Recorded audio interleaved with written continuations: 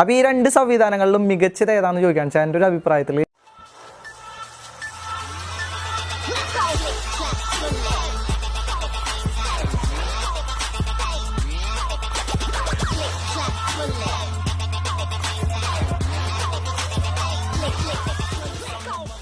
Hello guys, ഇന്നൊരു review video അല്ല. ഇപ്പോൾ ഒരുപാട് പേരെ എനിക്ക് ഇൻസ്റ്റാഗ്രാമിൽ മെസ്സേജ് അയക്കണു, എന്താണ് ABS, എന്താണ് CBS, അതേപോലെ തന്നെ എന്താണ് സ്ലിപ്പർ ക്ലച്ച് എന്ന് ചോദിച്ചിട്ട്. അപ്പോൾ ഈ സംവിധാനങ്ങളെ കുറിച്ചിട്ട് 2 പാർട്ടായിട്ടാണ് ഞാൻ വീഡിയോ ചെയ്യാൻ പോണത്. അതിൽ ഇന്നത്തെ വീഡിയോയിൽ എന്താണ് ABS, എന്താണ് CBS എന്ന് ഞാൻ ജസ്റ്റ് നിങ്ങളുടെ മുമ്പിൽ പറഞ്ഞുതരാം. അപ്പോൾ ഏകദേശം ഒരു 6 മാസം മുമ്പ് തന്നെ ഞാൻ എമർജൻസി ബ്രേക്കിങ്ങിനെ കുറിച്ചിട്ട് ഒരു വീഡിയോ ചെയ്തിട്ടുണ്ടായിരുന്നു. ഏകദേശം 2 ലക്ഷത്തോളം ആൾക്കാർ കണ്ട് 12,000-ഓളം പേര് ലൈക്ക് ചെയ്തിട്ടുള്ള ഒരു വീഡിയോ ആണ്. അതിൻ്റെ ലിങ്ക് താഴെ ഡിസ്ക്രിപ്ഷനിൽ ഞാൻ ഇട്ടിട്ടുണ്ട്. അപ്പോൾ ആവശ്യമുള്ളവരൊന്ന് ജസ്റ്റ് കയറി നോക്കാം. ഏത് തരത്തിലുള്ള വാഹനങ്ങൾ ഉപയോഗിക്കണവരാണെച്ചാലും അറിഞ്ഞിരിക്കേണ്ട 2 ബ്രേക്കിംഗ് സംവിധാനങ്ങളാണ് ABS അതേപോലെ തന്നെ CBS. അപ്പോൾ ഈ 2 സംവിധാനങ്ങൾ അറിയാനായിട്ട് മുമ്പ് തന്നെ നിങ്ങൾ ബ്രേക്കിന്റെ പ്രവർത്തനം എന്തിനാണെന്ന് അറിഞ്ഞിരിക്കണം. നമ്മളൊരു വാഹനത്തിന്റെ ബ്രേക്ക് പെഡലിൽ ചവിട്ടുമ്പോൾ അല്ലെങ്കിൽ ബ്രേക്ക് ലീവർ അപ്ലൈ ചെയ്യുമ്പോൾ ആ വാഹനത്തിന്റെ ബ്രേക്ക് ഹോസിലുള്ള ഹൈഡ്രോളിക് സമ്മർദ്ദം വർദ്ധിക്കുന്നു. റിസർവിയറിൽ വന്നിട്ടുള്ള ബ്രേക്ക് ഓയിലും ഹൈഡ്രോളിക് സമ്മർദ്ദം വർദ്ധിപ്പിക്കുന്നതിൽ പങ്കുവഹിക്കുന്നുണ്ട്. ഇപ്പൊ നമ്മൾ അപ്ലൈ ചെയ്യുമ്പോൾ അതേ സമ്മർദ്ദമാണ് കാലിപ്പറുകൾക്ക് ഇടയിലുള്ള ബ്രേക്ക് പാഡുകളിൽ എത്തുന്നത്. തൽഫലമായിട്ട് ഡിസ്കിലേക്ക് അല്ലെങ്കിൽ റോട്ടറുകളിലേക്ക് ബ്രേക്ക് പാഡ് ഒന്ന് അപ്ലൈ ചെയ്യും. ഇത് വാഹനത്തിന്റെ വേഗത കുറയ്ക്കും. നമ്മൾ അത്യാവശ്യം നല്ല വേഗതയിൽ വാഹനം ഓടിച്ചുകൊണ്ടിരിക്കുകയെന്ന് വിചാരിക്കുക. പെട്ടെന്നൊരു എമർജൻസി സിറ്റുവേഷനിൽ സഡൻ ആയിട്ട് ബ്രേക്ക് അപ്ലൈ ചെയ്തിട്ടുണ്ടെങ്കിൽ ഡിസ്കിനോടൊപ്പം തന്നെ വീലും ലോക്ക് ആവാനുള്ള സാധ്യത കൂടുതലാണ്. അപ്പോൾ അങ്ങനെയുള്ള എമർജൻസി ബ്രേക്കിംഗ് സിറ്റുവേഷനിൽ വണ്ടിയുടെ വീല് ലോക്കായിട്ട് വണ്ടി സ്കിഡ് ആവാണ്ടിരിക്കാൻ സഹായിക്കുന്ന ഒരു സംവിധാനമാണ് ABS അഥവാ ആന്റി ലോക്ക് ബ്രേക്കിംഗ് സിസ്റ്റം. വീലുകളുടെ കറക്കം നിരീക്ഷിക്കുന്നതിന് വേണ്ടിയിട്ടുള്ള സെൻസറുകൾ ABS വാഹനങ്ങളിൽ ഉൾപ്പെടുത്തിയിട്ടുണ്ട്. നിമിഷ നേരത്തേക്ക് പോലും വീല് ലോക്കായി എന്ന് സെൻസ് ചെയ്യണ പക്ഷം ബ്രേക്ക് സമ്മർദ്ദം അതിനനുസരിച്ച് കുറയ്ക്കപ്പെടും. പിന്നാലെ തന്നെ ആവശ്യമായ ബ്രേക്കിംഗ് സമ്മർദ്ദം വീലുകളിൽ ABS സംവിധാനം അപ്ലൈ ചെയ്യും. 1 സെക്കൻഡിൽ 15 തവണ വരെ ബ്രേക്കിംഗ് സമ്മർദ്ദത്തിൽ വ്യതിയാനം വരുത്താൻ ചില ABS സംവിധാനങ്ങൾക്ക് കഴിയും. നമ്മുടെ ചെറുപ്പത്തിൽ സൈക്കിളുകളിലൊക്കെ ബ്രേക്ക് വിട്ട് പിടിച്ച് വണ്ടി നിർത്തുന്ന ഒരു അവസ്ഥയൊക്കെ ഉണ്ടായിട്ടുണ്ട്. അതേ സെയിം സംഭവം തന്നെയാണ് ABS ഉള്ള വാഹനങ്ങളിൽ നടക്കുന്നത്.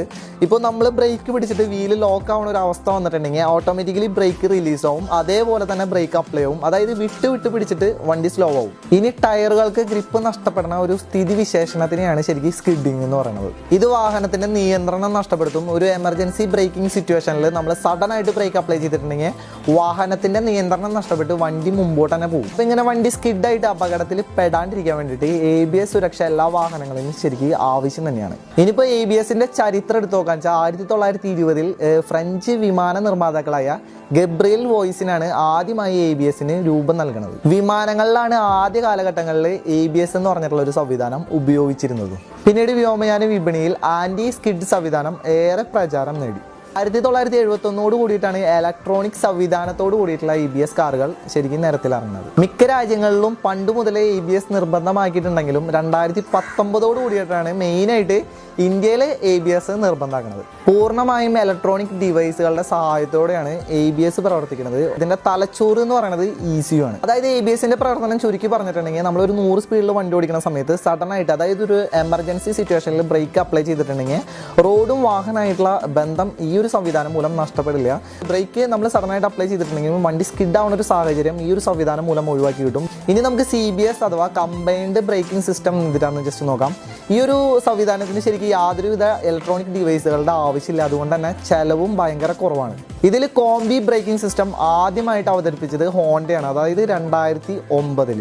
ഇപ്പോൾ ABS പോലെ എല്ലാ വാഹനങ്ങളിലും ശരിക്കും CBS ഉപയോഗിക്കുന്നില്ല. CBS 2 വീലറുകളിൽ മാത്രമാണ് ശരിക്കും ഉപയോഗിക്കുന്നത്. ഇപ്പോൾ ആദ്യമായിട്ട് 2 വീലർ ഉപയോഗിക്കുന്ന ഒരാൾ എന്തെങ്കിലും ഒരു എമർജൻസി സിറ്റുവേഷനിൽ ബാക്ക് ബ്രേക്ക് മാത്രമായിട്ട് അപ്ലൈ ചെയ്യാറാണ് പതിവ്. അപ്പോൾ ഇങ്ങനെ ബാക്ക് ബ്രേക്ക് അല്ലെങ്കിൽ ഫ്രണ്ട് ബ്രേക്ക് മാത്രമായിട്ട് അപ്ലൈ ചെയ്ത് കഴിഞ്ഞിട്ടുണ്ടെങ്കിൽ വണ്ടി അപകടത്തിലാവാനുള്ള സാധ്യത കൂടുതലാണ്. അത് മാത്രമല്ല ബ്രേക്കിംഗ് ഡിസ്റ്റൻസ് കൂടും.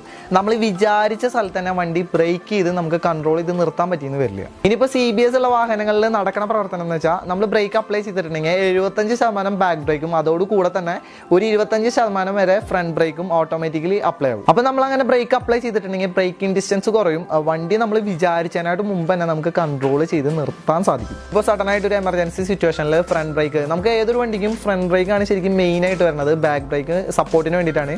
ബാക്ക് ബ്രേക്ക് മാത്രമായിട്ട് അപ്ലൈ ചെയ്തിട്ടുണ്ടെങ്കിൽ വണ്ടി സ്കിഡായിട്ട് അപകടത്തിൽ പെടാനുള്ള ചാൻസ് കൂടുതലാണ്. അപ്പോൾ ഏതൊരു വണ്ടിയുടെയും അത്യാവശ്യം നല്ല എക്സ്പീരിയൻസ് ഉള്ള ഒരാൾ ബ്രേക്ക് ചെയ്യുന്ന രീതി എന്ന് വെച്ചാൽ ഫ്രണ്ട് ബ്രേക്ക് അപ്ലൈ ചെയ്യും, അതേപോലെ തന്നെ ഗിയർ ഡൗൺ ചെയ്ത് ബാക്ക് ബ്രേക്ക് അപ്ലൈ ചെയ്തിട്ടാണ് വണ്ടി സ്ലോ ആക്കുക. ഇതേ സെയിം പ്രവർത്തനം തന്നെയാണ് ഈ പറഞ്ഞ CBS നടക്കുന്നത്. സ്കൂട്ടറുകളിലൊക്കെയാണ് മെയിനായിട്ട് CBS കൊണ്ടുവന്നിട്ടുള്ളത്. നമ്മൾ ബാക്ക് ബ്രേക്ക് മാത്രമായിട്ട് അപ്ലൈ ചെയ്താലും ഓട്ടോമാറ്റിക്കലി ഫ്രണ്ട് ബ്രേക്ക് അപ്ലൈ ചെയ്യും. അതുകൊണ്ട് തന്നെ ഈ ബ്രേക്കിംഗ് ഡിസ്റ്റൻസ് കുറയും. വണ്ടി നമുക്ക് വിചാരിക്കാനായിട്ട് മുമ്പ് തന്നെ കൺട്രോൾ ചെയ്ത് നിർത്താൻ സാധിക്കും. ഇപ്പോൾ ഞാൻ മുമ്പ് പറഞ്ഞ പോലെ തന്നെ ഇലക്ട്രോണിക് ഡിവൈസുകളുടെ സഹായത്തോട് കൂടിയിട്ടല്ല CBS പ്രവർത്തിക്കുന്നത്. അതുകൊണ്ട് തന്നെ ഇത് മെയിൻറ്റെയിൻ ചെയ്ത് കൊണ്ടു നടക്കാൻ എളുപ്പമാണ്, അതേപോലെ തന്നെ ചെലവും കുറവാണ്. ഇനിയിപ്പോൾ CBS സംവിധാനത്തിൻ്റെ ഏറ്റവും വലിയൊരു പോരായ്മ എന്ന് പറയുന്നത് ഒരു എമർജൻസി സിറ്റുവേഷനിൽ നമ്മൾ സഡൻ ആയിട്ട് ബ്രേക്ക് അപ്ലൈ ചെയ്തിട്ടുണ്ടെങ്കിൽ വണ്ടി സ്കിഡ് ആവാനുള്ള ചാൻസ് ഈ ഒരു ബ്രേക്കിംഗ് രീതിയിൽ കൂടുതലാണ്. ഇനി ABS വരുന്ന പോരായ്മകളിൽ ആദ്യത്തെ എന്ന് പറയുന്നത് ഇലക്ട്രോണിക് ഡിവൈസുകളുടെ സഹായത്തോട് കൂടിയിട്ടാണ് ABS പ്രവർത്തിക്കുന്നത്.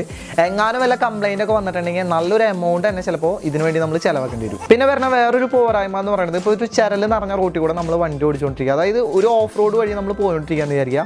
പെട്ടെന്ന് എന്തെങ്കിലും ഒരു പട്ടി അങ്ങനെ നമ്മുടെ ഫ്രണ്ടിലേക്ക് ഓടി വന്നിട്ടുണ്ടെങ്കിൽ നമ്മൾ സഡനായിട്ട് ബ്രേക്ക് അപ്ലൈ ചെയ്യും. വണ്ടി സ്കിഡ് ആവില്ല എന്ന് മാത്രമല്ലോ, പക്ഷേ നമ്മൾക്ക് വിചാരിച്ച സ്ഥലത്ത് ചിലപ്പോൾ വണ്ടി നിർത്താൻ പറ്റിയെന്ന് വരില്ല. അതായത് ബ്രേക്കിംഗ് ഡിസ്റ്റൻസ് കൂടും. ഇതിപ്പോൾ ചരലിലൊക്കെ ഇങ്ങനെ പിടിച്ച് വിടണോണ്ട് തന്നെ വണ്ടി കുറച്ച് മുമ്പോട്ട് പോയിട്ടാണ് നിൽക്കാനുള്ള സാധ്യത. ഇത് നമ്മുടെ മുമ്പിലേക്ക് വരണ സബ്ജക്റ്റിനെ ചിലപ്പോൾ ഇടിച്ചു തെറിപ്പിക്കാനുള്ള സാഹചര്യം ഉണ്ടാകും.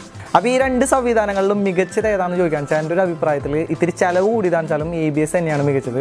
അപ്പോൾ ABS CBS കുറിച്ചിട്ട് എനിക്ക് എത്ര ഡീറ്റെയിൽസ് ആണ് നിങ്ങളുടെ അടുത്ത് പറയാനുള്ളത്. രണ്ട് ബ്രേക്കിംഗ് രീതികൾക്കും അതിൻ്റേതായിട്ടുള്ള പോരായ്മകളും കാര്യങ്ങളൊക്കെ ഉണ്ട്. അപ്പോൾ ഇന്നത്തെ വീഡിയോ എന്ന് പറയുന്നത് ഇത്രയേ ഉള്ളൂ. അപ്പോൾ നിങ്ങൾക്ക് ഈ വീഡിയോ ഇഷ്ടപ്പെട്ടിട്ടുണ്ടെങ്കിൽ മറക്കാണ്ട് ലൈക്ക് ചെയ്യുക, ഷെയർ ചെയ്യുക. അതേപോലെ തന്നെ നിങ്ങൾ ആദ്യമായിട്ട് എൻ്റെ ചാനൽ കാണുന്ന ഒരു വ്യക്തിയാണെന്ന് വെച്ചാൽ മറക്കാണ്ട് എൻ്റെ ചാനൽ ഒന്ന് സബ്സ്ക്രൈബ് ചെയ്യുക.